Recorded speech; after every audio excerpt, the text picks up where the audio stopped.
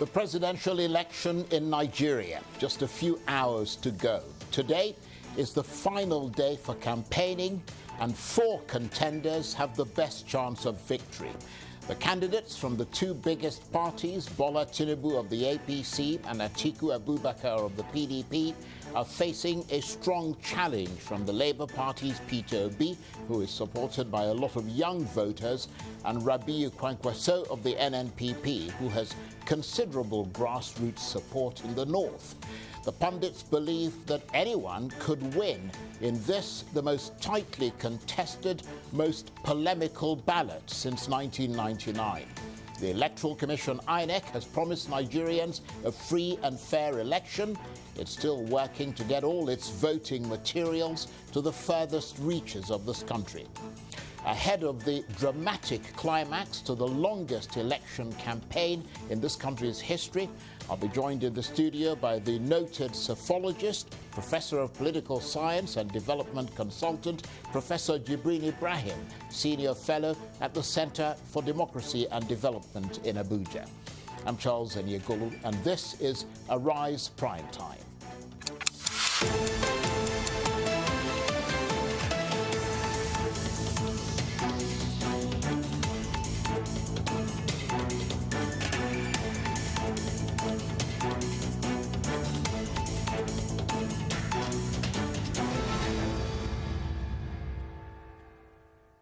So the candidates, their supporters, the Electoral Commission, INEC, and the security agencies, collectively, they could make a huge difference to who clinches victory in Saturday's presidential elections. On the final day of campaigning, several countries, including the US, have called on all parties to take a firm stand against violence and hate speech by their supporters. In Nigeria, of course, getting into politics can be a dangerous affair. Lots of unpleasant things can happen to you. And this US-led international appeal comes hours after the Labour Party's candidate for a Senate seat in Enugu in the southeast was shot dead, along with 2 of his colleagues. This presidential race is seen as the most competitive since the military handed back power in 1999. The head of the Electoral Commission, INEC, has been stressing his agency's commitment to ensuring credible elections. The Commission is committed to free, fair, and credible elections in compliance with the electoral legal framework and the letter and spirit of the Peace Accord. All political parties and candidates are hereby reassured of the Commission's neutrality. INEC is not a political party. We have no candidate in the election. Our allegiance is to the Federal Republic of Nigeria, and our loyalty is to Nigerians.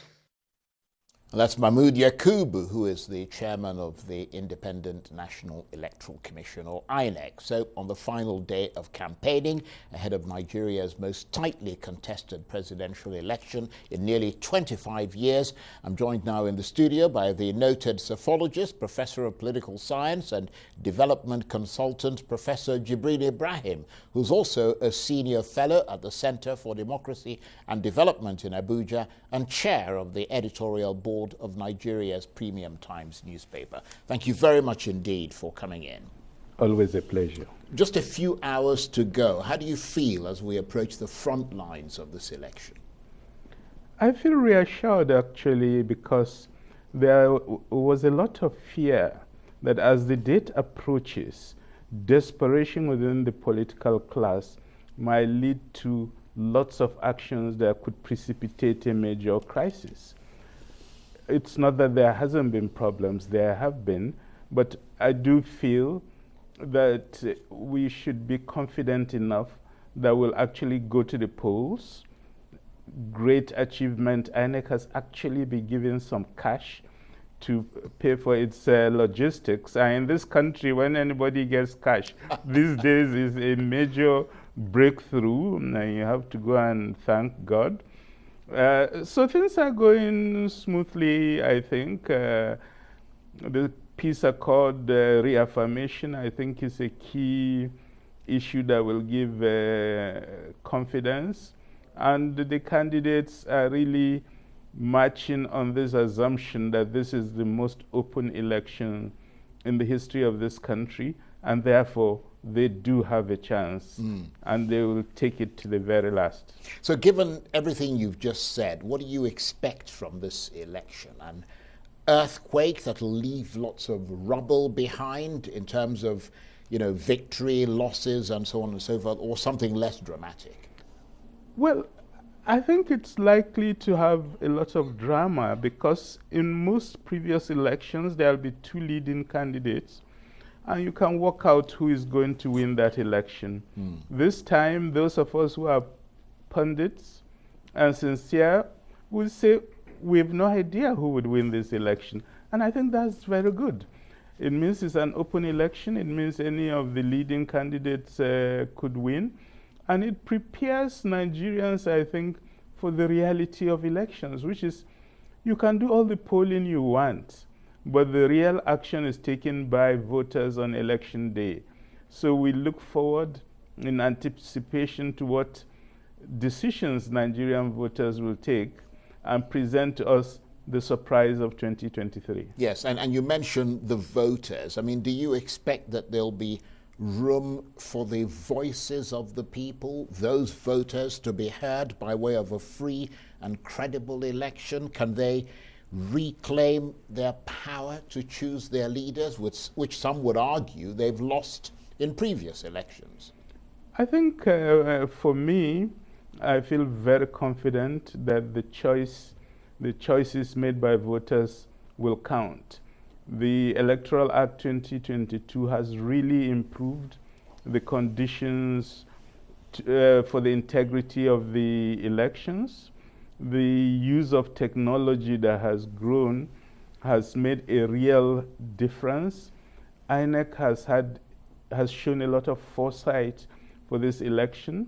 And I think IREC, the fact that from every polling unit, the results of that polling unit will be transmitted to a public portal where everybody can sit at home and check to see that the results counted in the polling unit where he or she is what's reflected on the public portal will all have access to.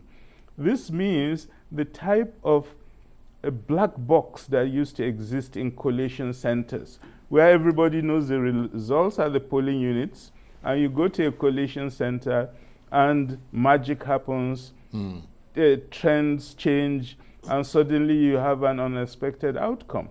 That's not going to happen this time. So I think voters should have the confidence that indeed this is one election in our history where my choice as a Nigerian citizen will make a difference in terms of outcomes.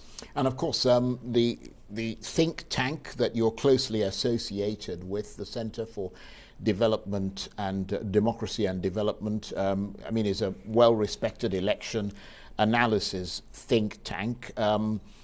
Has the CDD developed particular ways in the context of what you were just telling us to analyze this ballot and whether or not, propriety took place and votes will count and all the rest of it?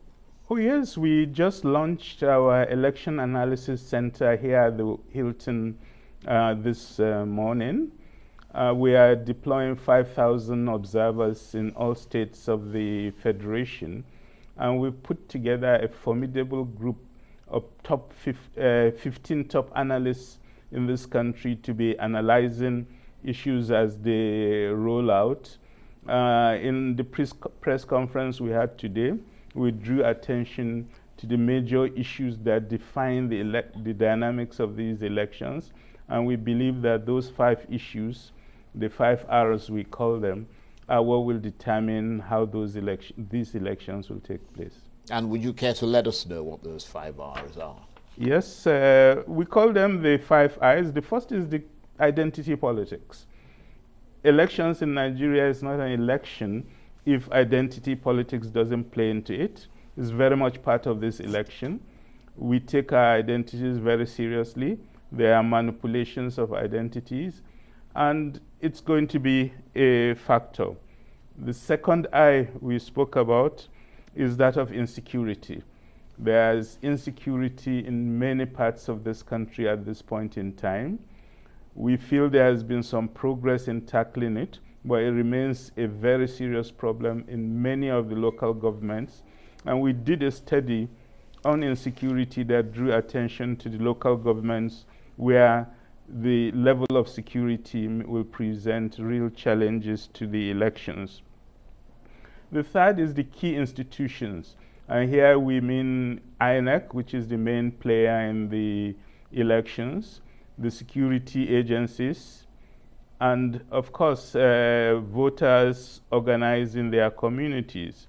They all need to play their role, and if they play their role appropriately, then the outcome will be good. The fourth one has to do with the information disorder, especially in this social media. But one of the specificities of this election is that fake news, dangerous speech, hate speech in the social media has traveled to the traditional media, and there's a lot of manipulation of people's emotions emanating from that, and we feel that's a key factor. And the final of the 5 R's has to do with both inter-party and this time intra-party squabbles within the players themselves, who are the political parties. And it's fascinating to see the president fighting with governors from his own party, for example, or in the case of PDP, the Gang of Five fighting their presidential candidate. We've never had such deep intra-party squabbles as we have this time. Well, that's very interesting indeed. So 5 cardinal things that the CDD, in its electoral analysis wisdom, reckons will cast potentially a dark gloom over this election, or could. Yes. And is there a barometer for measuring public opinion in these final hours? Is there an indication of which presidential candidate might have majority support in sections of the country? Well, we feel that one of the things about these elections is a state of flux. In the last 4 weeks, candidates that have had strong support in one zone in the country have seen their support diminish, and the support of other candidates that were low go up. And this has been one of the main reasons why it's very difficult to make any scientific prediction about the results. The dynamics are always changing, and the drama of the nation, for example, the currency change, which has been a huge drama over the past 4 months, have molded and changed opinion among very many voters. And what we are noticing is that those opinions have switched in one direction and sometimes have switched back to where they were originally, as people interpret and reinterpret who is behind this currency change, what is its real purpose beyond the issue of monetary policy. So is it your sense then that this ongoing cash crisis is likely to have an effect on this election? Oh, definitely it will have an effect, because people are reaching conclusions in terms of what was the policy intended for. Because in this country, there's always the formal intention of a policy, but people sit back and say, wait a minute, maybe what we are being told officially is not the reality of what's behind the policy. There'll be ulterior motives. Let's search what those motives are, and based on that, reach our conclusion on what's happening. Right, but could it actually stop people from going out to vote? Or on the other hand, just listening to what you're saying just now, could the anger generated by the cash crisis encourage people to go to the polls to put a government in power that they hope won't bring these kinds of hardships on them in the future? It's working both ways. One way it's working is that many people have no access to cash at this time. Those who have to travel to vote would be unable to vote. So it will have the negative effect of reducing the ability of people to go to where they are registered to vote. The other one has to do with their interpretation of motives I've spoken about. Some people who believe, for example, that a candidate from a particular part of the country is the victim of this currency change, and therefore they want to use the unpopularity of the policy to affect the votes of that person negatively, who may not have had 80% of support in that zone. Suddenly people will realize, oh, if they want to bring down a person, then we'll come out more to support the person, just to frustrate that other perception that somebody is behind him. And of course, the impact of this interpretation will differ as you move from zone to zone. But one key issue is that all over the country, there is a lot of anger, there's a lot of frustration over this. People are not convinced with the policy explanation given by government, and they feel they are targeted as Nigerians who have money in the banks and can't access their money, and that whatever is said is really irrelevant in terms of their lives. Their money has been confiscated by a state that's refusing to give it back to them. And I mean, you mentioned in those 5 eyes that you pointed out earlier, the intra-party squabbles, the internecine fighting. Is there a more defined sense, for example, in the APC, of whether President Buhari has, by his actions, picked a side in this election beyond the few appearances he's made and the brief words he's uttered in support of the APC presidential candidate, Bola Tinubu? Because many in his party seem to believe that he's been trying to undermine that support. Well, clearly the party chairman has himself made that clear, that that policy is designed against the candidate of their party. Most of the governors of the APC have also made that argument. And if therefore key players within the ruling APC feel that the president has designed this against their own candidate, then that's a strong point. I don't really think President Buhari has somebody in mind in proposing this policy. He said over and over again that his legacy he wants to present is to make sure that the elections are credible. He has made it clear, but also the chair of the EFCC, that they know specifically certain governors have accumulated huge war chests to buy votes, and that they know where those monies are. So there's a real policy dimension to the move made by the presidency. And when you look at the reactions, I think there are 2 sets of reactions. One, people who feel they are directly impacted by the policy are responding on the basis that their objectives are being scuttled. But the other dimension is that just ordinary Nigerians who need cash for their daily survival needs feel deprived and are therefore talking in personal capacities as citizens who live in a country where, very strange for this to happen, people have no access to money. So on the political level, I mean, do you get the sense that, you know, he is obviously a member of the APC, and the expectation would be that he would be fully and overtly in support of his candidate, the candidate of the party? Do you get the sense that he's played quite a clever line and has tried to stay, to some extent, non-aligned? Yeah, I think first and foremost, he has attended some of the presidential campaign rallies of the APC and therefore made public his support for the candidate. Some have argued he hasn't attended enough. We remember when... And his statements have been very brief. Yes, very brief statements. When Obasanjo was campaigning for Yar'Adua, for example, he was actually the star of the whole campaign and was at every rally. So President Buhari hasn't shown that level of enthusiasm, but he has been there and he has made public commitments of support. But this is where the whole issue of the reality of politics comes in. A lot of people feel that he's just putting up a front, that that's the public action to cover up an undermining process that he has set in motion.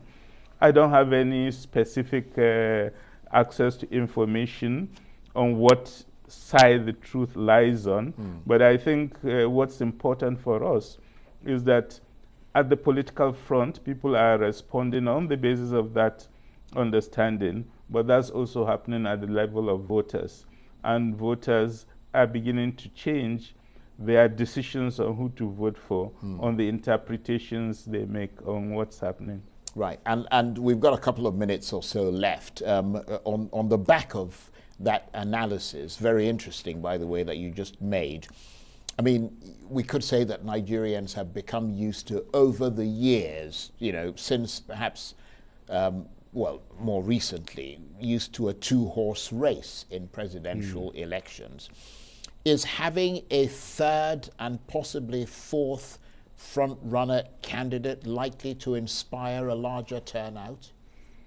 I think it would, not so much because there are 4 leading candidates, but because people feel the stakes are very high. I think this is one election that is being run on the agenda of competence. The view of most voters is that the last 8 years have demonstrated incompetence at the level of the elected government of the Federation, and that people feel that was a mistake, that in 2015 and 2019 they may have voted more for emotive reasons than for rational reasons of who will serve them best in governance. So there is an attempt at this point for people to sit down and reflect who are the best candidates, not just at the presidential level, but also at the lower levels. In northern Nigeria, for example, one principle that has collapsed is what they call the SAK principle, SAK, which came up in 2015. And basically it means let all of us vote as a community. And now the consensus is, no, you can't do SAK principle, for the simple reason that this party may present a good one for governor, but not for the presidency. So study each candidate individually, identify the most competent among them, and vote for those people. And that, I think, is a huge progress in our political culture. Absolutely extraordinary. Thank you very much indeed. Professor Jibrin Ibrahim is a noted psephologist, professor of political science and development consultant, senior fellow at the Center for Democracy and Development in Abuja, and chair of the editorial board of Nigeria's premium Times newspaper. Thank you ever so much. It's a pleasure. Well, that's it for this edition, or rather abridged edition of Arise Prime Time. Join us again tomorrow. But before we go, let's leave you with this video, which we think is the seminal clip of the 2023 elections. From me and the entire team here in Abuja, bye-bye, and thank you for watching. When I hear people declaring for APC, saying that they want to continue the good job of Mr. President, the good job of people dying every day, the good job of Naira falling every day, I feel so ashamed that we have gotten to the level where sacrificing, people will come and say, look, I want to continue the good job of Buhari. What is the good job of Buhari? Of hunger is a good job, of poverty is a good job, of insecurity is a good job, of the economy falling is a good job. It's such a shameful thing. I can't believe that somebody will come out in today's Nigeria and say, I want to continue where Mr. Buhari has stopped. May God forgive. May God never allow that people to continue to.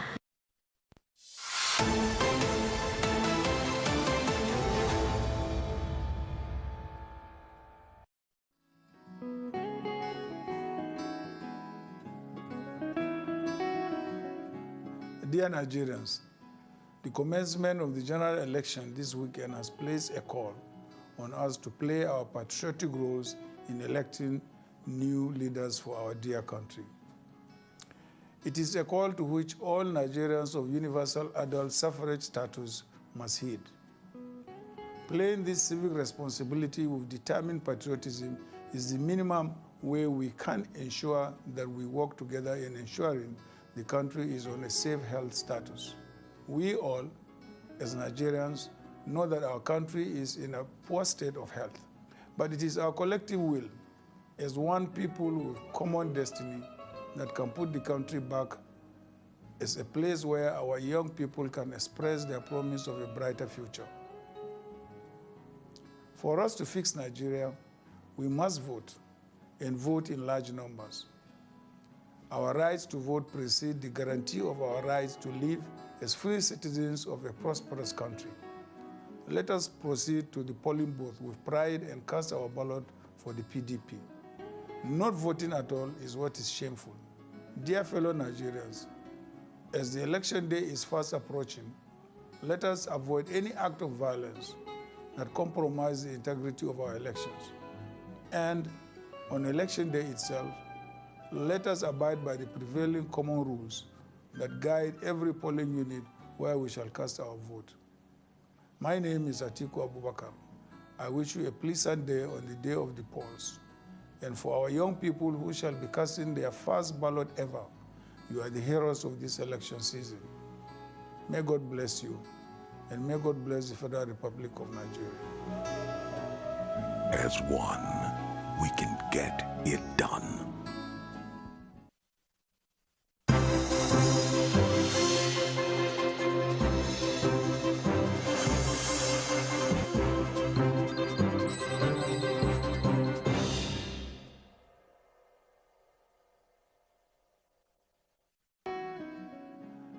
My fellow Nigerians, on February 25, we shall all be voting to elect a new president and members of the National Assembly.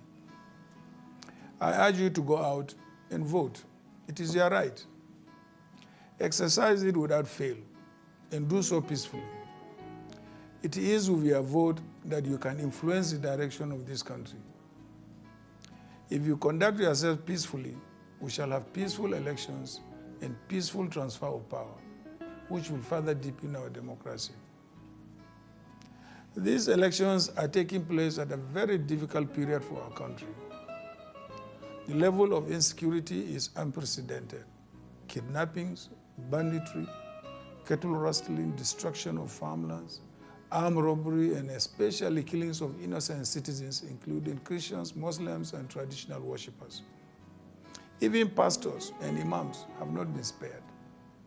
There is unprecedented violence and bloodletting. The prices of commodities, including foodstuff, have continued to rise. The cost of transportation has also risen and is made worse by the scarcity and high cost of petrol and diesel. Unemployment and business closures are at unacceptable levels. Under the APC, over 20 million of our children are not in school, and Nigeria has become the poverty capital of the world. Fellow Nigerians, as you prepare to make that momentous decision as to which party to vote for, please reflect on your life, your family, and our country. Think about the state of our dear country and your personal situation. Are you better off now than you were 8 years ago when the APC took over power? Do you feel more secure? Do you feel your child is getting quality education? As you well know, we are presently faced with the challenge of a poorly implemented currency redesign policy causing untold hardship on the citizenry. If elected, we shall hit the ground running with a clear plan contained in our policy document, My Covenant with Nigerians. In it, we have outlined 5 clear priorities: reunifying our country, tackling insecurity, improving the economy, restructuring our federation, and improving our human capital development. Our country is more divided now than it has ever been.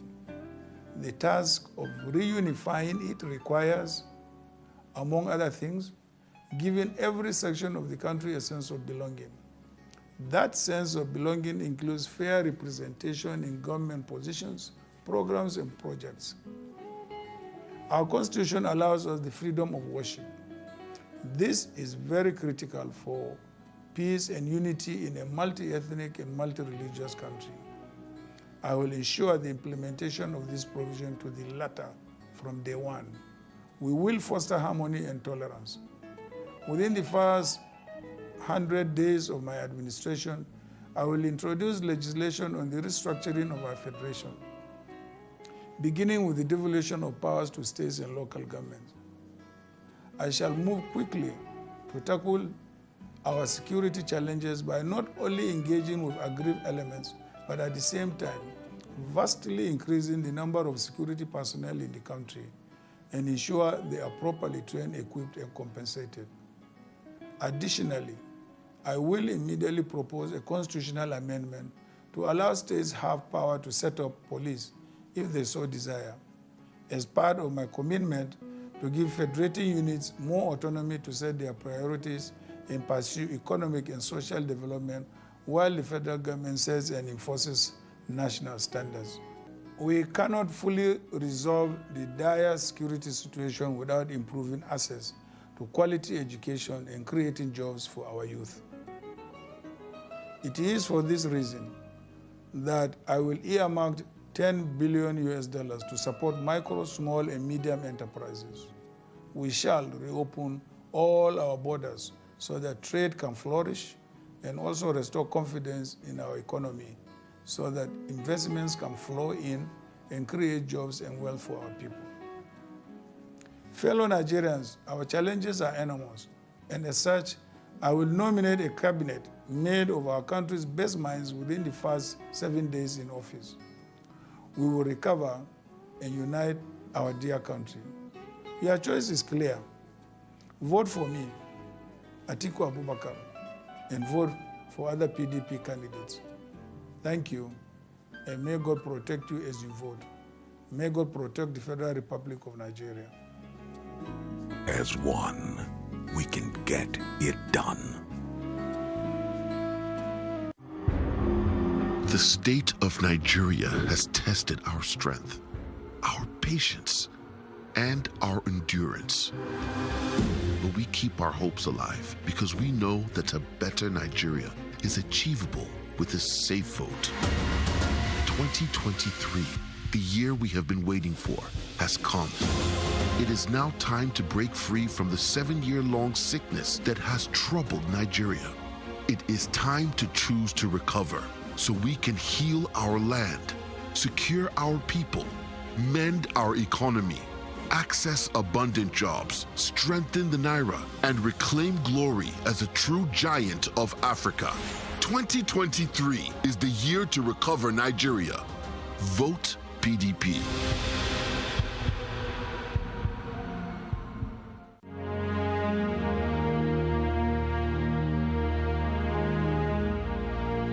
If you are talking about the frontline candidates, I know them very well, except Obi that I met in 2019 when he became the vice presidential candidate to Atiku Abubakar. Alhaji Kwakwanso, I know very well because he was once governor of Kano when we were in office. Ashiwaju, I know very well. He was governor of Lagos State when we were in office. Atiku Abubakar was the boss. And Atiku managed the economy at the national level, not at the state level. My desk job was managing the National Economic Council as well.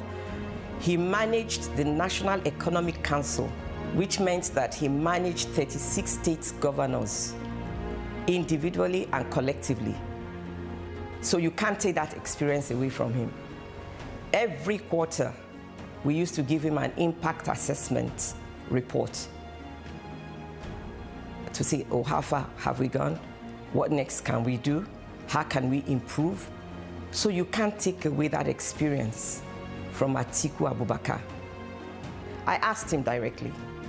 I said, Oga, why do you want to be president of Nigeria? He said, God has been faithful, God has been merciful to me for me not to give back to the people. And I just believe that I have the experience to be able to right the wrongs of the past. And that's what I want to sell, and that's what I want to give back to the people. You know, security, to feel safe, to be proud to be a Nigerian once again. That's what I want to achieve. To rescue and recover Nigeria. That's what I want to achieve. And I believe that by the grace of God, come February 2023, Nigerians will vote for him and vote for experience and vote for a man that can deliver us and rescue us out of the present predicament we have found ourselves.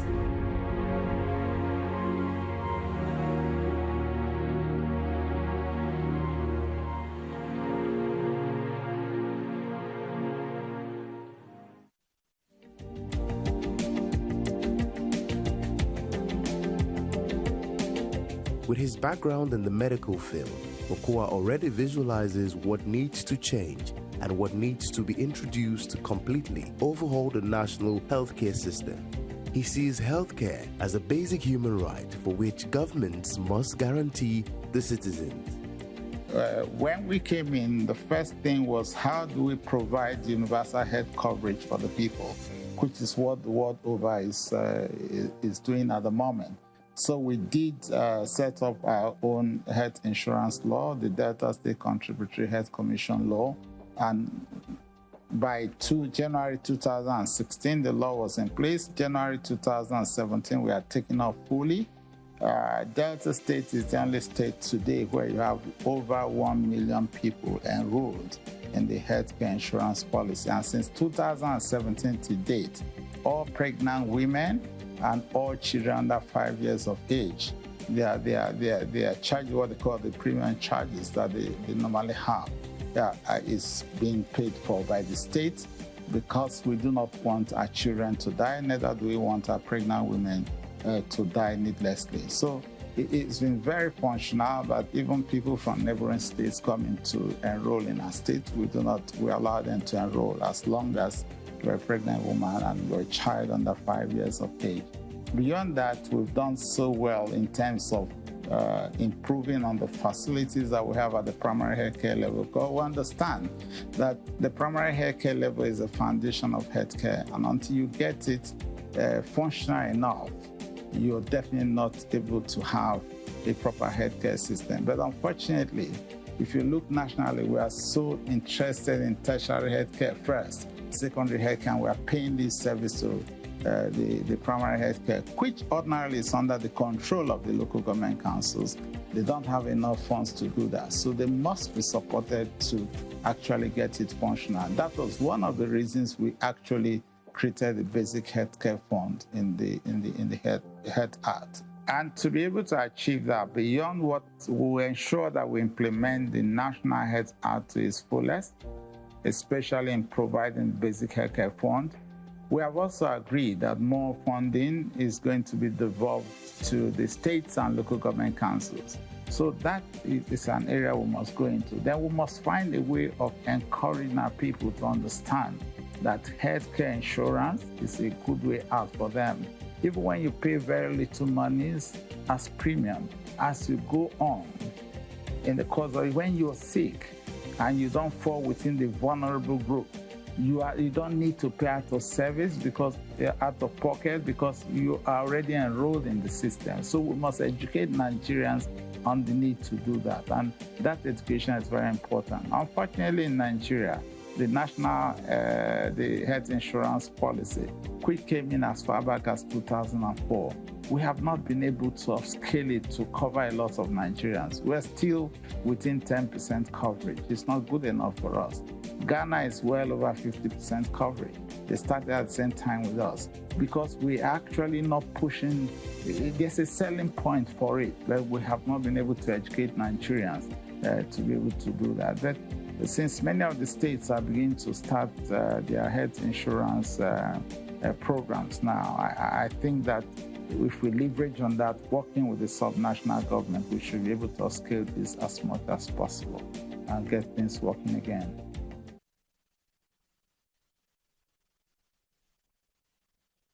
Incident of corruption.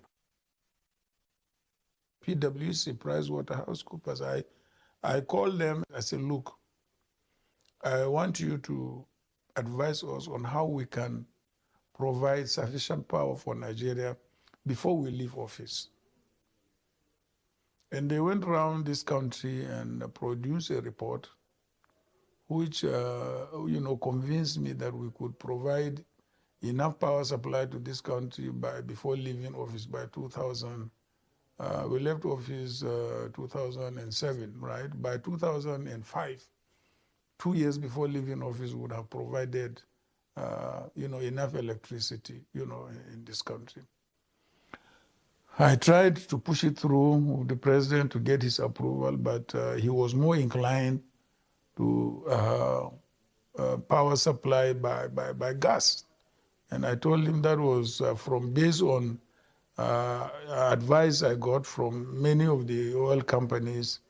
It was going to take not less than 7 to 10 years, but he insisted on that. And that's why he set up the power committee and made me the chairman.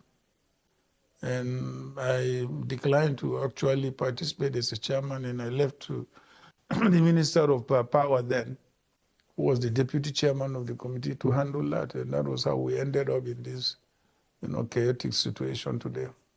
With what you went through in the latter years of the Obasanjo administration, if there is anything to be pinned on him, he would have been jailed. There's no question about that, because from all indications, they were looking for what to pin on him, and nobody could see anything. And you see a lot of people talking about corruption, and I think even in the service, when we work together in customs, they say customs is corrupt, but you can't say that of him. In terms of, he was doing the work as it should be done. Akin Kekereekun is one of Nigeria's finest financial and project managers. He served as chairman of the Technical Committee of the National Council for Privatization, NCP, while Malam Nasser El-Rufai was Director General of the Bureau for Public Enterprises, BPE. Both men were close to the former vice president. In the course of the privatization of some government-run organization, an incident occurred. He had a relationship with the Director General of the Bureau of Public Enterprise. He also had a relationship with people like us who are external members of the council. There was a particular incident where a gentleman wanted to pay for his interest in a particular bid, and the deadline has been over. And the DG at that time felt that we shouldn't take the money. But he spoke to me and he said I should speak to the vice president. I did. And at that time, once I told him the implication of our taking the money, he agreed with us that we should not take the money. And we did not take the money. That's the kind of person he is. Professor Sylvester Monye was the special advisor on performance, monitoring, and evaluation to President Goodluck Jonathan. He believed that the lack of understanding of what privatization entails had led many Nigerians to misconstrue privatization to be the same thing as selling public assets or stripping a country of its assets. You will recall that when GSM was introduced, they were made, the bidders for the GSM license were made to pay about $200 million each for their license to be able to operate. Then we had Econet and MTN, if you remember. So they paid $200 million plus the setup costs and everything. And their projection was that they will make profit in maybe 5 years. As you and I know today, they made profit in less than 6 months. Now, our NITEL, because they were a federal government entity, they were given GSM license free of charge. Free of charge. Where is NITEL? Where is their license today? That is what we're talking about. So when you hear that an Atiku presidency is pro-private sector, he is not saying it because he has friends in the private sector. Obviously, he has friends in the private sector, but that's not the objective. The objective is delivery of superior results. I used to say in the civil service, my people. Oh, my people. Mr. President, my people have asked me to vote no on tenure extension. Many undiscerning Nigerians did not know that Alhaji Atiku Abubakar, as a Democrat, was at the forefront of the fight to stop the third-term plot of President Olusegun Obasanjo. He was, in fact, the field marshal of the anti-third-term movement. It is believed that his role in the collapse of the well-funded project earned him the wrath of Chief Obasanjo. Those in support of the motion that the bill be now read a second time, say aye. Contrary? Contrary has it. So, by this result, the Senate has said clearly and eloquently that we discontinue further processes on this amendment bill. I don't think anybody can speak of that anti-third-term struggle in the Senate over and beyond my humble self. So it was the Vice President Atiku Abubakar who marshaled the other governors, from James Ibori to Tinubu to Orji Kalu to Bafarawa, Kure, and Co. And then we held a meeting at the Niger State Governor's Lodge, where he himself, Atiku Abubakar, came there physically and addressed us, the National Assembly, both Senate and House of Reps, that we must not allow this to succeed. It will derail our democracy. Before the final slaying of that third-term effort on the 16th of May, 2006. So you can see his democratic credentials. Congratulations, Your Excellency, for your incredible passion, your dedication, and commitment to building the future generations. You're helpers of other people's destinies. A man gifted with sporting talent.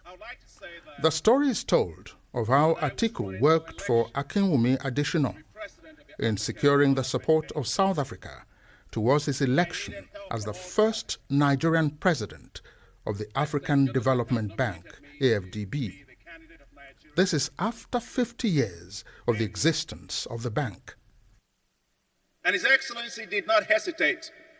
He took me, flew me on his jet. We went to South Africa to see the president of South Africa. And I had only 5 minutes to make my case. And he was standing right beside me. I made the case, and I remember the president of South Africa looked at him and said, I think I have in front of me the future president of the African Development Bank.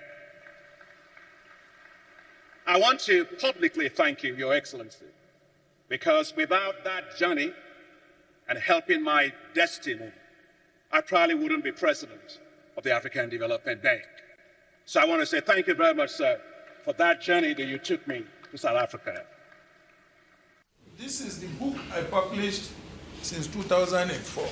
It's on restructuring of this country. For a man who has been severally described as cosmopolitan, Atiku Abubakar is the only candidate in the presidential election who has been openly vocal about the restructuring of Nigeria. This is evident in the book, My Covenant with Nigerians, where he shared his ideas about restructuring, which he believes will unlock the full potential of Nigeria.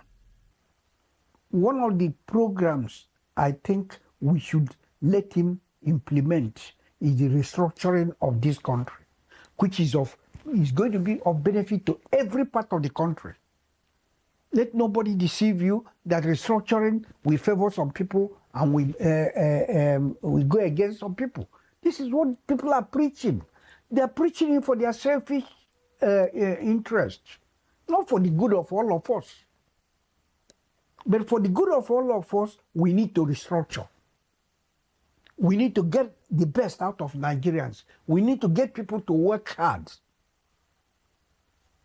We need to get people to struggle. We need to have a healthy competition between the components in Nigeria.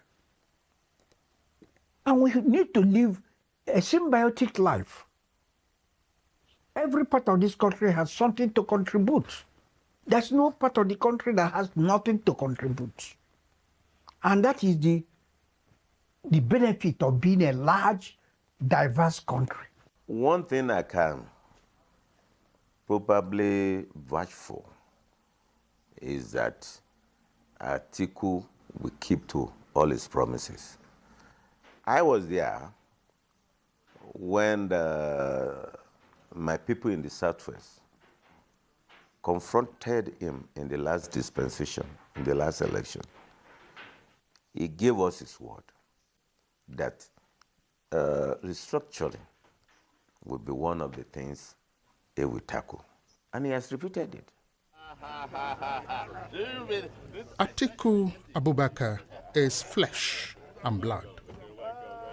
He is far from perfect and makes no attempt to claim to be infallible. Politics taught him focus, determination, and the ability to manage people. His success in life is proof that the Nigerian dream exists and that with providence and hard work, every Nigerian citizen, irrespective of background, can aspire to any position in life.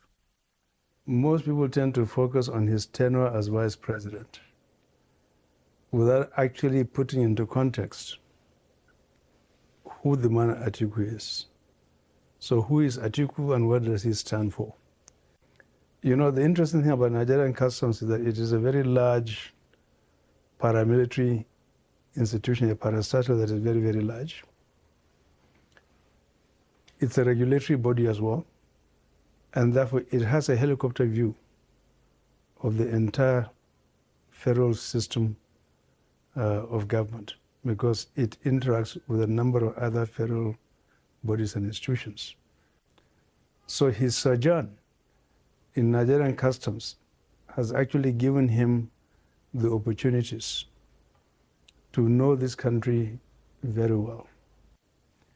In the process, he has actually built lasting partnerships with a number of institutions and individuals in this country and outside. That job had also exposed him to the world, and he's become a man of the world. So that more or less built him into who he is and what he is. As the road to 2023 becomes narrower, yet busy, Nigerians look anxiously forward to electing a detribalized and urban leader with capacity.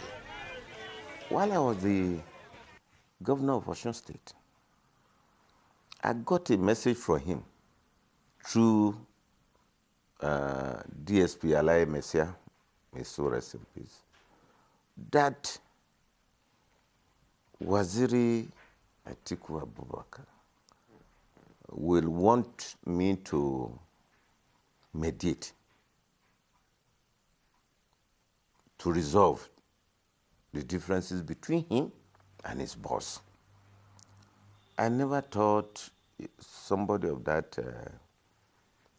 political style. 2023, say Mama Atiku. 2023, say Mama Atiku. Mama Atiku, karbi mulki Nigeria. Mama Atiku, karbi mulki Nigeria. Wazirin Adamawa karbi mulki Nigeria. Wazirin Adamawa karbi mulki Nigeria. Baba Atiku, talakawa na bayan ka. Baba Atiku, muna bayan ka. Baba Atiku, kece mu a hannunsu. Za mu zabe ka, kwace mu a hannunsu. Sun saci kuɗi suna ci da 'ya'yansu. Wazirin Adamawa kai ne damu. Wazirin Adamawa kai ne damu. Mun zabe ka, za ka ji tausayin mu. Mutanen Naija, ku bude idanuwanku.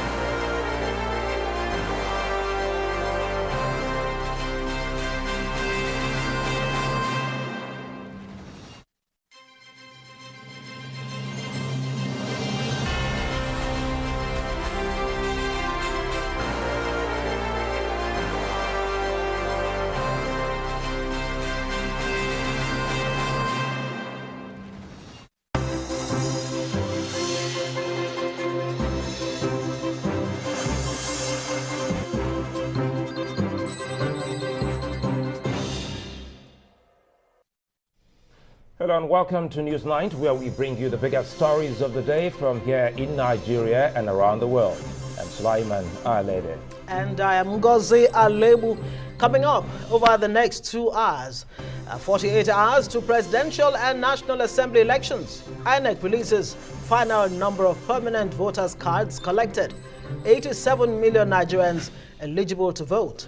Nigerian Bar Association gives security agencies 48 hours to fish out killers of Oyibo Chukwu, Labour Party senatorial candidate in Enugu State. Plus, authorities in Finland arrest pro-Biafra separatist agitator Simon Ekpa. There's issue of treason or perhaps certain undertones associated with it. Attorney General of the Federation Abubakar Malami speaks on possible fallout of governor's reaction to Supreme Court ruling. UN Secretary General Antonio Guterres condemns Russia's invasion of Ukraine as an affront to the world's collective conscience.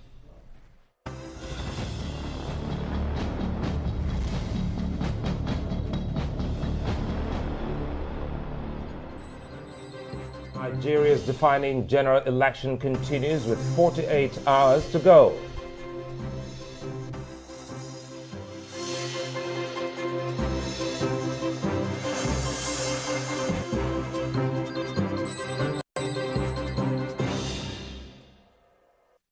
So glad you could join us, everyone.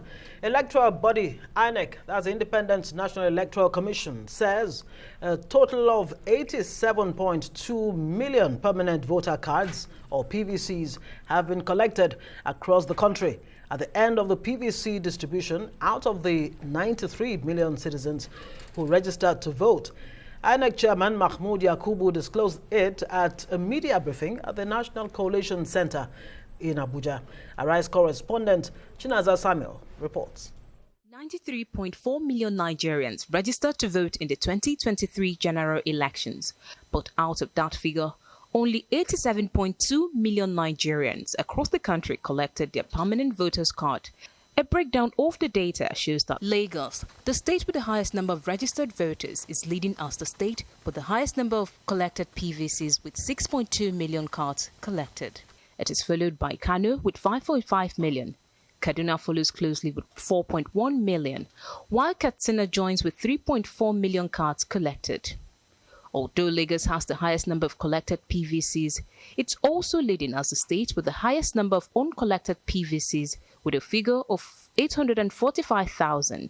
Oyo follows next with 515,000, Ogun State with 410 uncollected PVCs, and Edo with 373. By regions, starting with the northeast, Borno State has 2.4 million PVCs collected, Gombe has 1.5, Adamawa has 1.9, Yobe 1.4, Bauchi 2.7 million, and Taraba State with 1.8 million PVCs collected.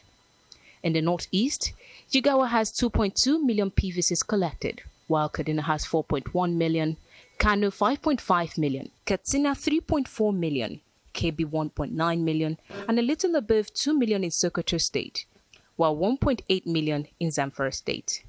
In the North Central, Benue State has 2.6 million cards collected, Kogi has 1.8 million, Kwara 1.5 million, Nasarawa 1.8 million, Niger 2.6 million, Plateau 2.6 million as well, and 1.4 million cards collected in the FCT. In the southeast, Ebonyi State has 1.5 million cards, 1.9 million in Abia State, Anambra State 2.6 million, Imo 2.2 million, and Enugu with 1.9 million cards collected. While in the south-south, Delta State has 2.9 million cards collected, Edo has 2.1, Akwa Ibom 2.1 as well, while Bayelsa has a little above 1 million cards. Cross River has 1.6 million, and River State has 3.2 million. But in the southwest, Lagos has 6.2 million cards collected, Ogun State 2.2, Oyo 2.7, Osun 1.5 million, Ondo 1.7 million, and Ekiti State with 957,000. The 87.2 million Nigerians who obtained their permanent voters cards are expected to be at the polling units across the country on February 25th to elect a new president and new members of the National Assembly. Shinaza Samuel, Arise News. Well, security agencies in Nigeria say several arrests have been made to ensure that the peaceful conduct of the general election is not threatened. Spokespersons of security agencies and the armed forces briefed journalists at the defense headquarters in Abuja. Arise security and defense correspondent Ferdinand Duroha reports. The briefing is the last before the presidential election this weekend. Earlier, security chiefs and the Inspector General of Police had assured Nigerians of peaceful polls, with a threat to give more against those planning to cause trouble during the process. However, with notable issues of pre-election violence and the mood of the masses dampened by the challenges posed by lack of cash and scarcity of petrol across the country, the likelihood for violent reactions cannot be ruled out. This is why public relations officers of the major security outfits are taking this time out to brief the media on what the agencies are doing to ensure safety. The National Security Council met yesterday with a charge to the armed forces of Nigeria and other security agencies to ensure peaceful conduct of the forthcoming general elections. In both meetings, the Chief of Defense Staff has assured the nation that we are set for the conduct of the history elections in the country. On 18 February 2023, in Anambra State, the service arrested the pocket of Sunday Mokwe, of Jerry Osita, Udeben Ajon, and Atiku Abubakar, and recovered, among others from them, one AK-47, 3,985 rounds of AK-47 ammunition. And I want to say, again here without missing words, that our officers have made, particularly those that are detailed to VIPs or politicians as escorts or aides, are not allowed to move with any one of them during the election. Apart from our governors that can go out with their ADC, and we don't expect them to go out with large number of security operations, because that day we are all equal before the law. But the 2023 election is taking place amid security challenges, from terrorist to separatist agitations, and with banditry and farmers' herders conflict in between, no geopolitical zone in Nigeria is unaffected.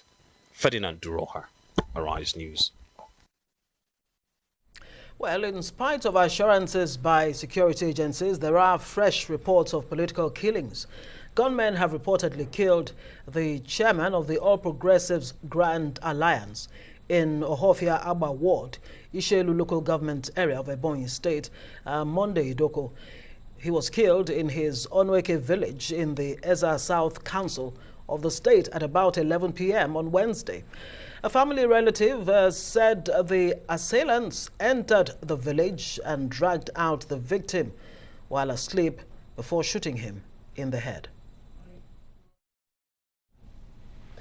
In the meantime, the Enugu State Police Command has confirmed the killing of Labour Party's senatorial candidate for the Enugu East, Oyibo Chukwu, and his personal assistant by gunmen. Police spokesman Daniel Unduku in a statement said assailants attacked and set ablaze the campaign vehicle of the Labour Party at Ekotu Amechi Akunaknu, Enugu, burning to death the candidate and his personal assistant.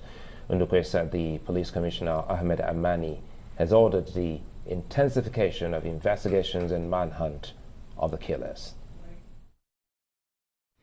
And the Enugu State chapter of the Nigerian Bar Association has given security agencies 48 hours to arrest the killers of the Labour Party's Enugu East senatorial district candidate. The chairman, NBA Enugu branch, Charles Nwachukwu, describes the spate of insecurity in the state as alarming. We are calling on government and necessary security agencies to rise up to the occasion. This is not the first time. We are not saying this because a lawyer has died. We are saying this because there have been serial killings in Enugu State. So many policemen in their checkpoints have been killed. So many soldiers in their private places have been killed. what has happened is that the insecurity in Enugu State has been left to be loose over the time, and the killers and these criminals got emboldened and are trying to stop us or discourage us from having our election. I want to call on all well-meaning citizens of Enugu State and Nigeria at large. We should not be dampened. We should not be stopped. We should rise to this occasion. The people we do not know cannot control us. Yes. If they want to control us, they should come out and contest the election so that we give them our mandate and we have something in return as people representing us. You cannot represent us. They cannot represent us with gun. Yes. We are not against you agitation, but it should be civil. It should be done through legal means. Again, why should we continue to have sit-at-home in Enugu State when others, Abia State, the state of Nnamdi Kanu, they do not have sit-at-home. Abia State, Ebonyi State, our neighboring town, our neighboring state, they do not have sit-at-home. Why should they continue in Enugu State? I want to encourage citizens of Enugu State, go out en masse and vote for your choice candidates. Do not be discouraged, do not be stopped. A day, or that particular 25th, comes once in 4 years. The political killings are despite peace accords signed by politicians, indeed. At the signing of the final peace accord by presidential candidates and their party chairman, the chairman of the National Peace Committee raised concerns about the violations of the peace accord. There was some lack of compliance by the major political parties. 44% of the violations were carried out by the spokesperson of the political parties, 26% by party members, 19% by the presidential candidates themselves, 11% by hardcore supporters, and 4% by the chairman of the parties. Your Excellencies, since the start of the official campaign on the 20th of September 2022, there have been 60 attacks recorded on political rallies, resulting in 9 fatalities, with the highest number in the southwest and southeast, and the lowest in the northeast and north central. This is according to data collated by the Nigerian Election Violence Tracker. Well, we're now being joined by Father Atta Barkindo, who is the Executive Director at the Kuka Center. Thank you so much for joining us on Newsnight. Thank you so much. I wonder how it comes to you listening to the convener of the National Peace Committee, former head of state Atiku Abubakar, reel out, the level of breach of the peace accord. What would you say? I mean, why would you say that this peace accord is being, observed in the breach to a very large extent? What is responsible for that? First of all, my heart goes out to the families, particularly for those who have been killed. I mean, it's completely unnecessary. And it's sad that having had series of strategic meetings, even with political parties and the candidates ahead of this signing, these violations have been seen. And I think it is important for people to understand that the clauses of the peace accord itself is not different from Nigerian laws. It's not different from the Constitution. It's not different from the Electoral Act. In fact, we got inspiration from the Constitution and the Electoral Act. And I think for me, what the Peace Committee has successfully done is to cut out the job for the police and other security agencies. We have committed the politicians and the parties. We have gotten the data. We have made that public. It is not the responsibility of the Peace Committee to go about arresting people. There are other agencies whose constitutional authority it is to go and carry out what is necessary. So I think the Peace Committee has made its own contribution. It's really very sad, but we are not going to give up. We are very, very hopeful that one day this country will become better. One of the aspects that should also concern Nigerians is just look at the attitude and the body language of these politicians when you approach them. Do you suffer any kind of hiccups before you will finally see the signing publicly before everyone. Absolutely. I could give you an example. During the off-season elections, one of the most difficult states we encounter, and I'm not surprised what is coming out from the southeast, was Anambra State. You remember the level of assassination before the governorship election. Literally, on behalf of the Peace Committee, I visited almost every local government. I spoke to all the governorship candidates. We had meetings, and I had letters from General Salam pleading with them to come to the table because of the issue of sit at home, and we are worried whether the governorship elections will happen in the first place. So yes, sometimes it's difficult to have access to them. Sometimes it is very, very difficult to sit down and have conversations. Because I think the contestation for power in Nigeria can really be very tough. A lot of people may not be aware, mobilizing the resources, having the attention of these politicians, because their own direction is just on the power. And that's why being consistent with the ideology of a particular political party has become very, very difficult for them. So as Bishop Kuka would say, most of the parties are just a conveyor belt to power. If you are not being conveyed to power, then you jump to another political party. So it's really very, very difficult. And I think that restructuring the parties, ensuring that there are accountability mechanisms within the parties, and that there's consistency in ideology will be very critical to sustaining democracy in Nigeria. A very good point you make there. But when you hear from the General Abdul Salam Abubakar, you know, breaking down those who actually, you know, breached this peace. I mean, 44% the spokespersons of the political parties, 26% the party members, 11% just 11% the hardcore supporters. I wonder, what do you make of that? Because when you hear people say, look, the politicians should rein in their supporters and what have you, apparently from this breakdown, it's the gladiators themselves that are responsible for this. If you remember very well, in 2015, there was only one peace accord that was signed because of the tension and the anxiety that created, the kind of insults when you know, then President Buhari was contesting against Jonathan. And that was why the Peace Committee now initiated 2 peace accords, one at the beginning of the campaign to call the attention of politicians to base their campaigns on issues that are very fundamental to the heart of Nigeria, and to avoid, you know, personal attacks, individual insults, you know, all this. We expected that it will run, but unfortunately it did not. And all Nigerians are witnesses to the personal insults and the attacks, sometimes even at the very mundane level.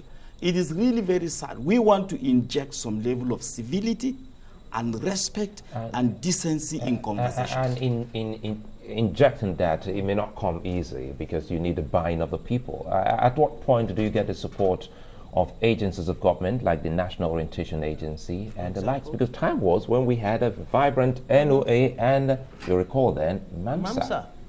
Absolutely, but of course, all these agencies now suffer, you know, challenges with budget. Now that we have cash issues, we have issues of fuel scarcity and all that. And I think there's also so much concentration at the national level, at the presidential level, to the point that people forget even what is happening in the states. So if these agencies don't function well at the national level, you can imagine how they will function at the state level, where people may not even be able to speak English. You have to reach out to them in Igbo, in Hausa, in Yoruba, and other local languages that are very, very important. So we have to collaborate, but of course, the structural challenges in this country are evident. But as I say, we are very hopeful that things will get better. Is the peace accord under threat? Have politicians learned any lessons from the past? I think there's an increasing importance to the peace accord beyond the signing. For example, the one we had on Wednesday, you can see the fact that we are able to put the presidential candidates together 2 days to the election with all the tension. I think it was really very soothing and very calming. Great. Thank you very much for joining us. Father Atta Barakindo is the Executive Director, National Peace Committee. We'll take a short break and return with more News Night. Stay with us.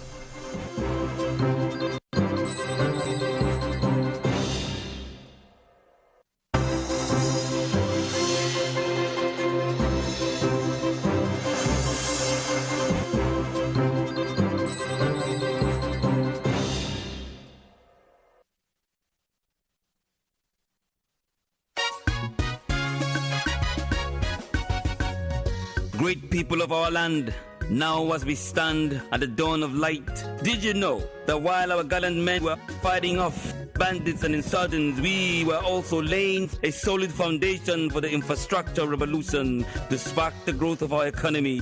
Did you know that the APC government has put our trains back in motion? That we have completed and commissioned 569 combined kilometers connecting Nigerians to friends, families, and trade by trains, creating hundreds of thousands of jobs across the value chain. Now, as we stand at this dawn of light, let us move forward with renewed hope. Let's elect Asiwaju Bola Ahmed Tinubu and Senator Kashim Shettima as President and Vice President to birth the greater Nigeria of our collective dreams. This message is brought to you by the National Working Committee of the APC. APC Progress! I've been running my business on my own, trying my best to get it to the next level, but I really need some help to get ahead. I know just what to do, I'll vote it for my loans, overdraft, step by step to my dream business with vote. Vote is the answer. Salary earners, entrepreneurs, get your loans with no collateral. Vote is the answer. Quick sign up, zero paperwork, step by step to your dream business with vote. By Polaris Vault is available to individuals, SMEs, and corporate customers. Download Vault by Polaris Bank from the Google Play Store or Apple App Store to get started today. Every day, life presents hopes, dreams, and challenges. Challenges that can become successes with a little help. Because a little help can empower you to go from despair to celebration. A little help can keep you going until the race is won.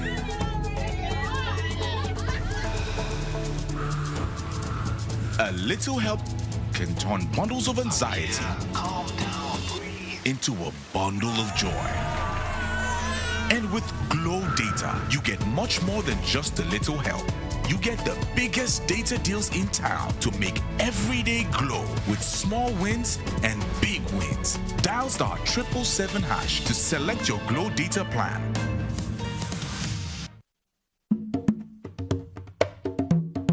What is really happening in Akamata Market? It seems these people don't want the election to hold. I hope you're broadcasting to the world must hear. No. Is that how you people share sensitive news like that without verifying it? If I may ask, which news platform published the news? Jojo sent it though. Jojo? Is that not the same Jojo that posted a fake election result the last time that almost caused a riot? You know they forget something. No. In this election season and after, one must be very careful. Or do you want to set the country on fire? Haba. Fake news is a threat to a free and fair election and to peace and security. So, before you share any news, check to be sure the source is credible. Check if there are supporting credible sources. Read beyond the headlines. Check the author. Check the date. Check your biases. Ask an expert or send to a fact-checking organization for confirmation. Say no to fake news.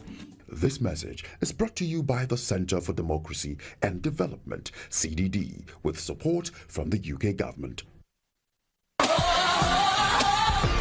Great Nigerians, great obedience. Welcome to the revolution for a new Nigeria. On Saturday, 25th February, the Nigerian presidential election is a revolution at the polls for visionary leadership. The leadership of Peter Obi and Dati Baba Ahmed of the Labour Party LP with the Papa, Mama, and Pikin logo. It's a revolution for change that will be effected by our votes with our powerful PVCs. It's a generational revolution by the youth. The obedience and other Nigerians who love our great country, Nigeria, dearly.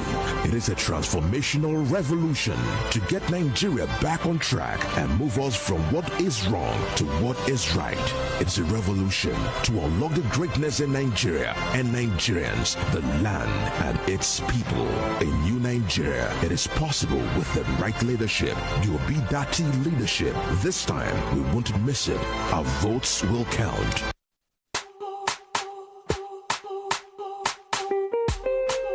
Brother Jumble, why you dey fumble? You no need to dey suffer to send money, Carry for make you dial the number 894. Make you know the way 894. No need to dey stand for line 894. It is safe and secure 894 for me 894 for you 894 for special number that could change the whole world 894. It no matter if you don't get data 894. Just pick your phone and dial the number 894 for me 894 for you 894 for Nigeria. Dial star 894 hash to get started. You fast, fast, fast.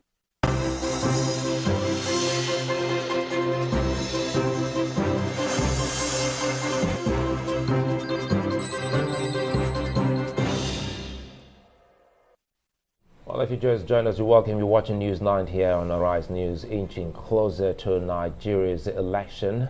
And quite a number of issues happening at the speed of light. Let's now bring in the president of Nigerian Bar Association, Yakubu Mikel, who is a senior advocate of Nigeria. Yes, we're also bringing in the Force Public Relations Officer, Chief Superintendent of Police, Muyiwa Adejobi. Well, let me start off with the NBA president. Your association has been very, very concerned about latest happenings here in the country as the country moves into the election. And another very unfortunate incident has just happened in Nigeria's southeast region with the killing, gruesome murder of a candidate who is also a lawyer. Speak to us on how much of concern your association is having at this critical time for Nigeria. Well, thank you very much for having me.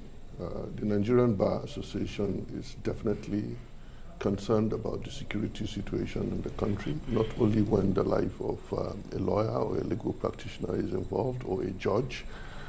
It is the concern of the Nigerian Bar Association that the life or the lives and properties of Nigerians are not enjoying the level of security that we all deserve as a nation. So it's something that gives us grave concern, and at this point, perhaps what I should do is to condemn in no uncertain terms the killing of the Labour Party senatorial candidate of Enugu East Senatorial District, who happens to be a legal practitioner and the past chair of Oji River branch of the Nigerian Bar Association. That killing was barbaric. That killing was evil, and we condemn that particular killing, and then call on government and all security agencies to step up their game in ensuring that the lives and properties of Nigerians are protected. It is the only way we can have comfort to go into the election and exercise our franchise and the choice of who would lead us. But this atmosphere can never guarantee free, fair, and credible election. Absent security, there is no way we can all go out and express our franchise, our choice of our preferred candidates, because it means that with the use of force that we have seen against this our colleague, like other Nigerians have suffered, it means that some undue influence is being asserted, on the electorate to influence their choice of their candidates. Right, let me bring in the CSP here. Muyiwa Adejobi, I mean, you heard the NBA president there actually kick the ball into your net, saying that, look, a lot depends on security agencies to ensure that a safe environment is provided for Nigerians as they go to the polls in less than 48 hours. Now, what exactly is responsible for this uptick in security challenges, killings? Just a few hours ago, we heard about the Ebonyi situation from Enugu, Imo, everywhere across the country. What exactly is responsible? Is it a failure of intelligence and we don't hear of arrests or even apprehension before these crimes happen? Well, it's quite unfortunate we recorded that incidents in Enugu, and it's quite unfortunate. We sympathize with the NBA. But let me say that we can't use a particular case in a region to generalize that we don't have peace or safety in Nigeria. These incidences are actually restricted to a particular region, and that is the southeastern part of Nigeria. We have not been recording this kind of incidents in other geopolitical zones per se, which of course, like the case in Enugu, when the Labour Party senatorial candidate was attacked, there were attacks on some other aspirants too. I was aware that the one APC candidate too was attacked at a place in that state, and the same thing, PDP candidate too was attacked in another regions, like simultaneous attacks on these aspirants, these candidates. And I think we still want to believe that it's the handiwork of these non-state actors who might likely want to attack or to run down the system. And like I always say, that it's quite unfortunate that we're having these non-state actors trying to create fears, trying to paint Nigeria unsafe to the whole world. But generally, Nigeria is safe apart from some of these incidences we have recorded. And it's quite unfortunate they are sending this bad signal out there. For the alleged killing at Ebonyi today, up till now, the police is not aware of that killing of the ABGA chairman. Up till now, no official report.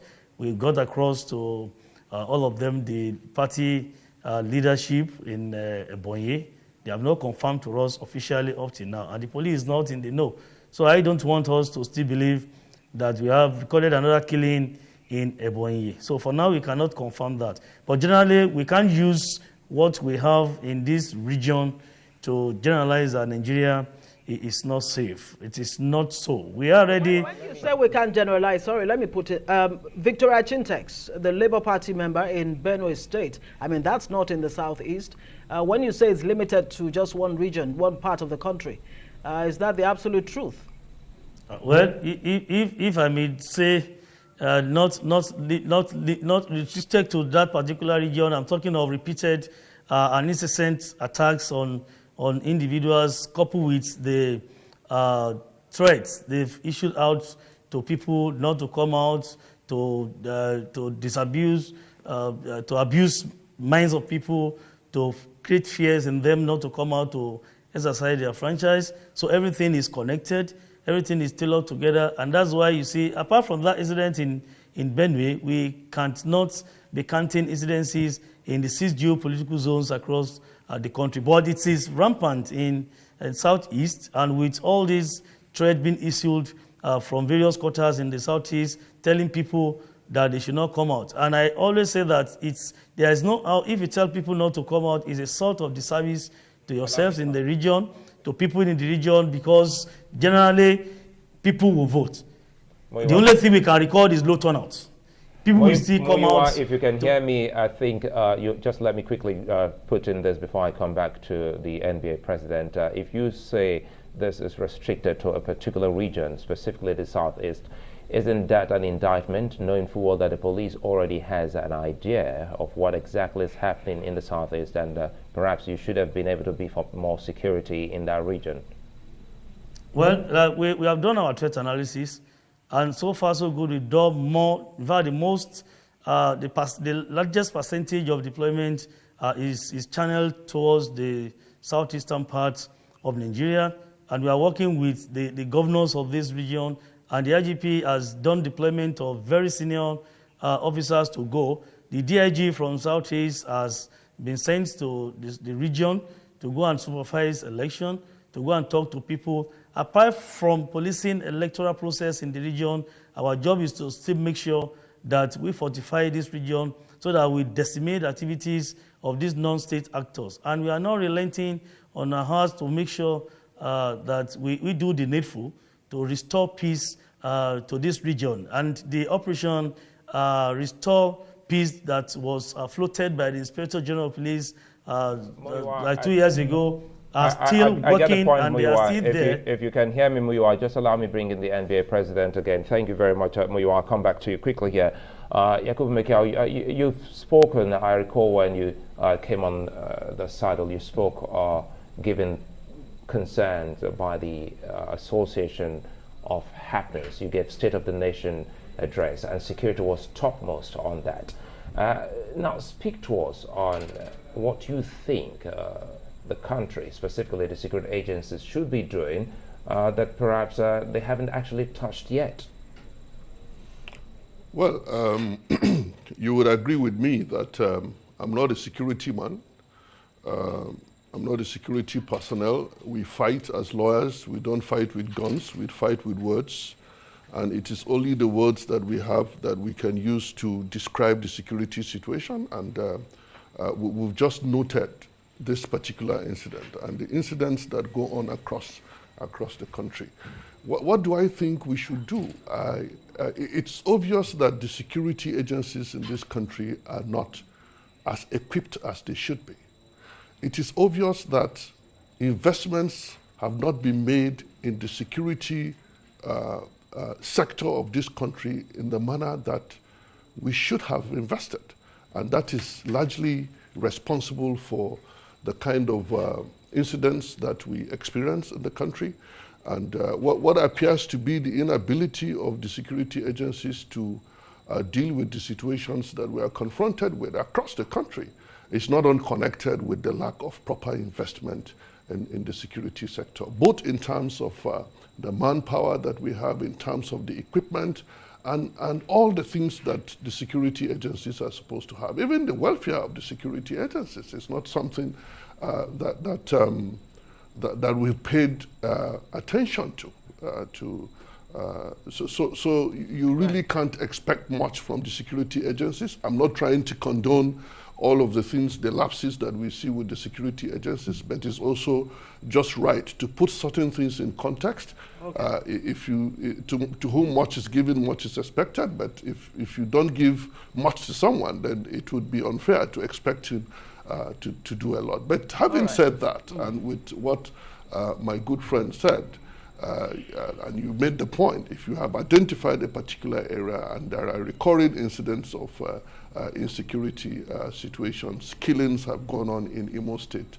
I mean, courts have been burnt down, lawyers and judges have been gunned down in the premises of the court. We haven't seen the kind of response that we expect from the law enforcement agencies, and it gives us grave concern. And I say this not just for members of the legal profession, I say this for every Nigerian, because the Nigerian Bar Association is concerned about the protection of the lives and the properties of every Nigerian in this country. That is what we are committed to, that is what we stand for, and that is what we'll continue to speak for. Right. Mr. Muyiwa Adejobi, you heard the NBA president there saying, look, it will be unfair to expect so much from the police, bearing in mind, according to what he said now, the paucity of equipment, maybe morale, and all that you need to actually ensure that you do your job effectively, whether it's elections or wherever the need to ensure security arises. What exactly is the situation in terms of welfare, especially as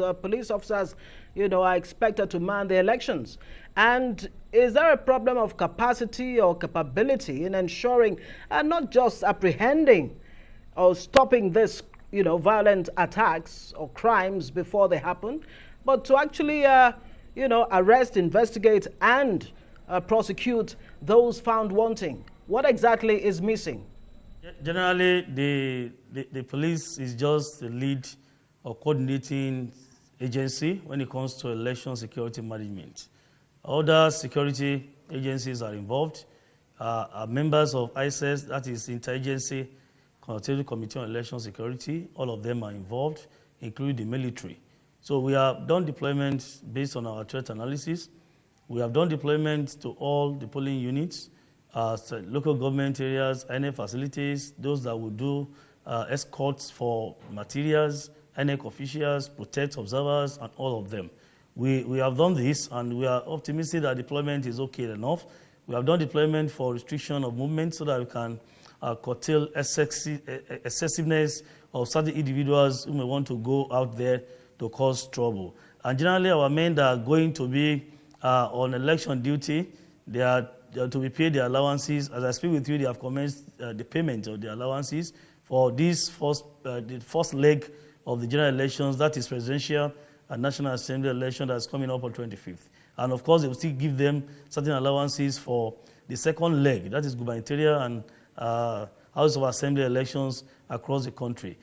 We have provided personal protective equipment for them, the body armor, bulletproof vests, and the likes. Recently, the president unveiled some of these state-of-the-art equipment for us, including non-lethal weapons that we may use for crowd control, so that we will not be using forces at all times to disperse any protest. So we have taken care of the election issues and post-election issues that may come up after these general elections. So generally, we are working together with all agencies, and we have done deployment to all polling units in the 774 local government areas we have in Nigeria. So we are good to go on that. And where we're having issues like the Southeast, deployment have been done again. Even today, additional deployment has been done in that area. And we are hopeful that we will be able to curtail the excessiveness of these non-state actors who believe that if they want to attack the state, the government, they need to attack even security operatives. You know, you are not spared as well. But I've lost some of our men to these attacks, and we are mindful of that. So we have done what we should do, and we are still, there's room for improvement. We can still do better. Let's close with the NBA President, Yakubu Mikel. You've identified quite a number of issues, and quickly, on Saturday, the National Assembly election will also hold.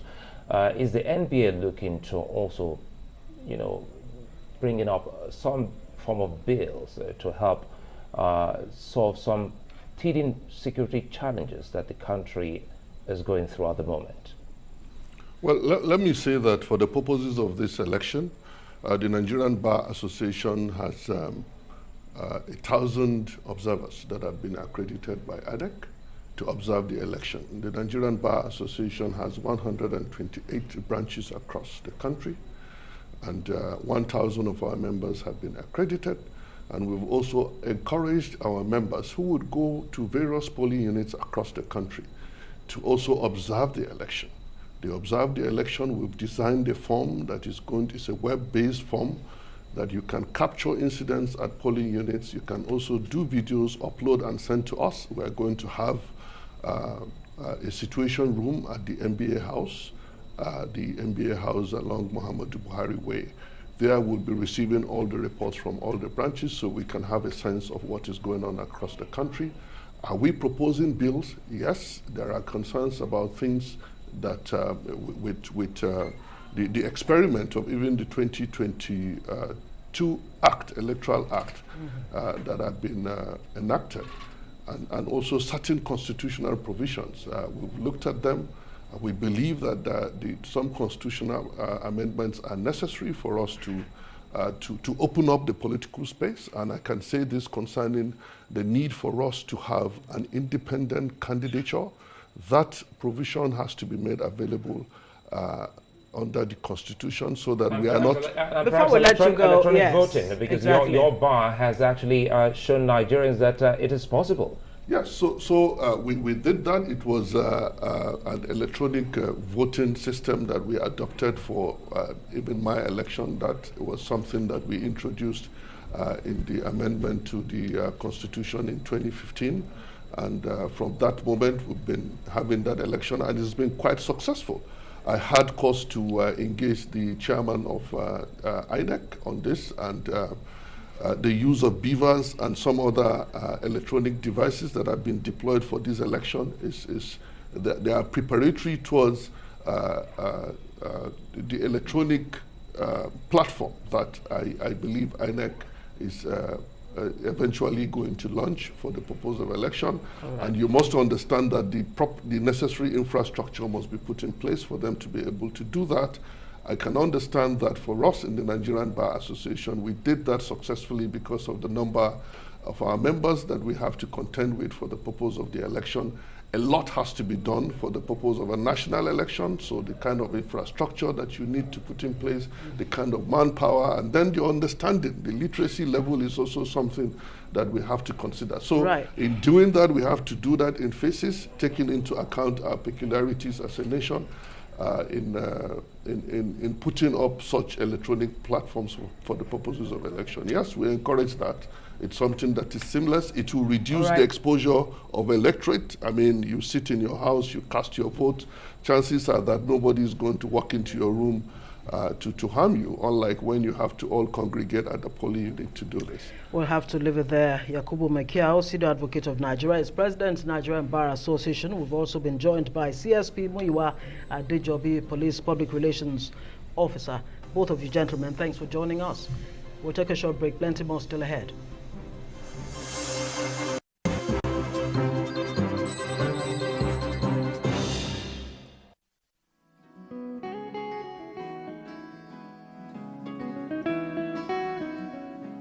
Dear Nigerians, the commencement of the general election this weekend has placed a call on us to play our patriotic roles in electing new leaders for our dear country.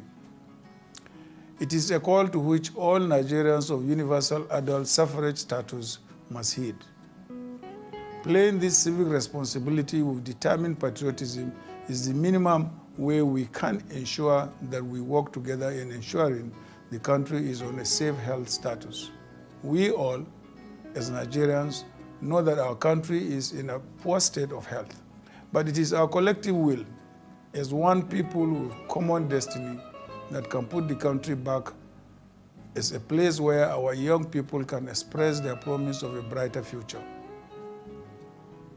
For us to fix Nigeria, we must vote, and vote in large numbers. Our rights to vote precede the guarantee of our rights to live as free citizens of a prosperous country. Let us proceed to the polling booth with pride and cast our ballot for the PDP. Not voting at all is what is shameful. Dear fellow Nigerians, as the election day is fast approaching, let us avoid any act of violence that compromises the integrity of our elections. And on election day itself, let us abide by the prevailing common rules that guide every polling unit where we shall cast our vote. My name is Atiku Abubakar. I wish you a pleasant day on the day of the polls. And for our young people who shall be casting their first ballot ever, you are the heroes of this election season. May God bless you, and may God bless the Federal Republic of Nigeria. As one, we can get it done. Thinking of banking in Africa? Think Zenith. In today's fast-moving, fast-changing world, you need a financial partner that understands your unique expectations. A bank with presence in major financial centers across the world, with the enabling platform to facilitate seamlessly, whenever, wherever, however. A bank with best-in-class financial solutions from a superb combination of technology and human touch. For easy, fast, and secure banking that creates real value. Turning dreams into reality is now in your hands. People, technology, service. Zenith Bank, in your best interest.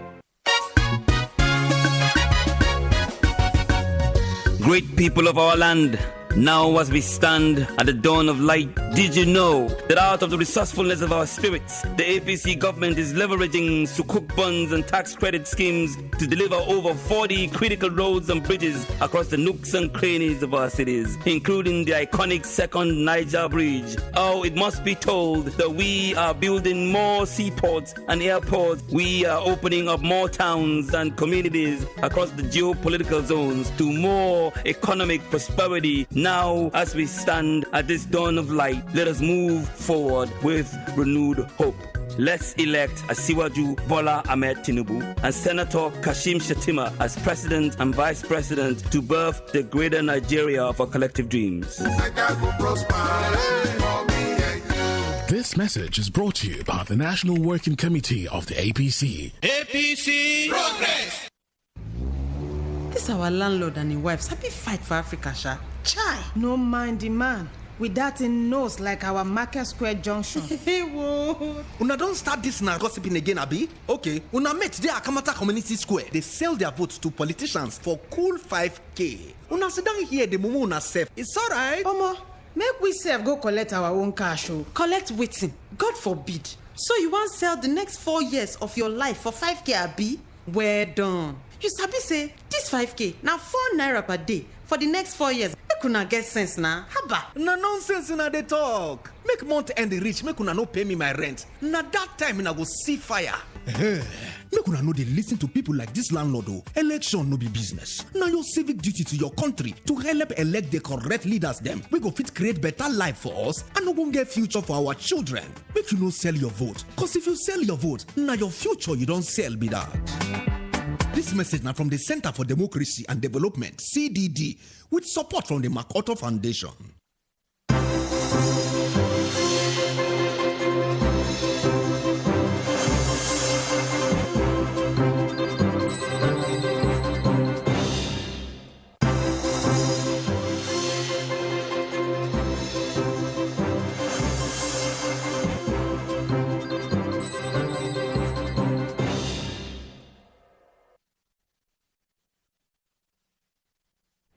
You're watching Newsnight.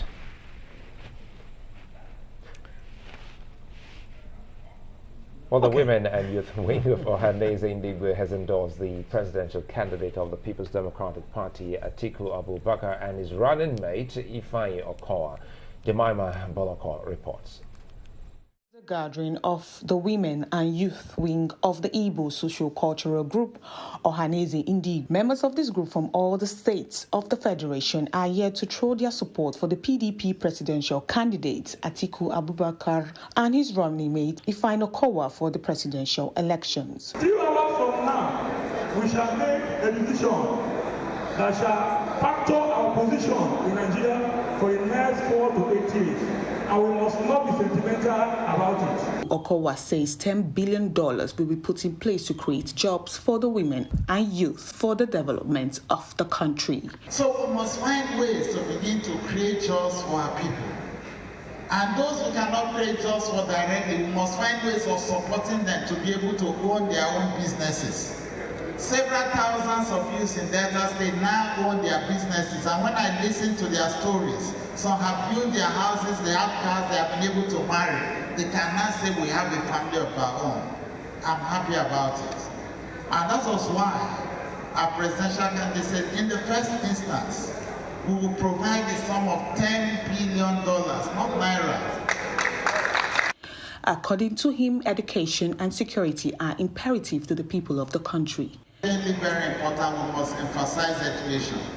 And my brothers and sisters, there is nothing as good as educating the young child and growing that child to be able to think for himself or herself and to be able to look into the future. People know that Delta State was the worst when it comes to agitation in the past. I hope you know, when they were doing militancy and agitation, Delta State was the worst. But I sat down with a lot of them and we sat down to talk with each other. Today, it is no longer so. The women and the youth promised to support the PDP on Saturday when Nigerian when Nigerians vote to elect a new president. With less than 48 hours to the presidential election, the PDP hopes the people will vote the party into power to give its mandate to restructure Nigeria. We are confident that your emergence with His Excellency Atiku Abubakar as Vice President and President of the Federal Republic of Nigeria in the February 25th presidential election would mark a new dawn in the history of Nigerian women and the desired new Nigeria. I'll work with the rest of our leaders and all our people to unite ourselves to make common requests, and we'll do those things that ought to be done for our people without fear, without sentiments. Jemima Boloko, Arise News, Asaba, Delta. All right, we have joining us now from Asaba, Charles Anyago. He is the spokesman of the PDP Presidential Campaign Council. Thank you very much for joining us, Charles. First off, I mean, it's like a gale of endorsements for the PDP presidential candidate. How much of a confidence booster is that? And what's the response to the Atiku messaging in the course of the campaigns? Well, thank you very much, Ngozi. I can tell you that as a presidential campaign council, we do not take it for granted. This endorsement coming from no less a very important group than the Ohanese youths, and then, of course, the women wing of Ohanese.